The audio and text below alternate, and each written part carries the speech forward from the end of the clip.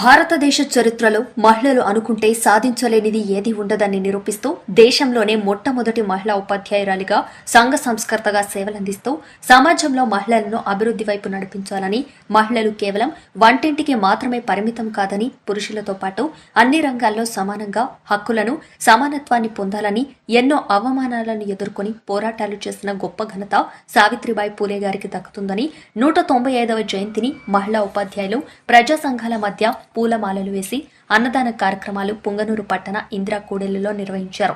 కార్యక్రమంలో అద్దాల నాగరాజు, ఆయూబ్ ఖాన్, కృష్ణమూర్తి, వరలక్ష్మి, గంగరాజు, ఉపాధ్యాయులు, విద్యార్థులు ముఖ్య అతిథిగా పలమనేరు నుంచి ఆకుల గంజేంద్ర పాల్గొన్నారు.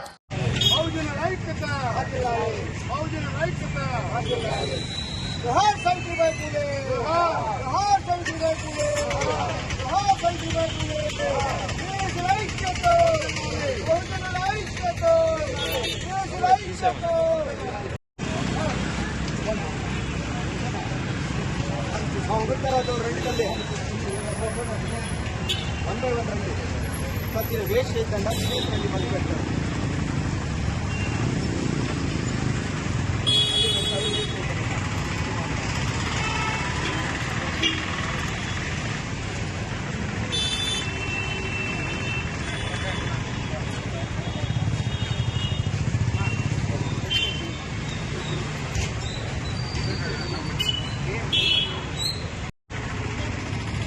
సావిత్రిబాయి పూలే 195 జయంతి సందర్భంగా పుంగనూరు నియోజకవర్గం సంబంధించిన పెద్దలు అందరూ కూడా నన్ను ఆహ్వానించడం జరిగింది.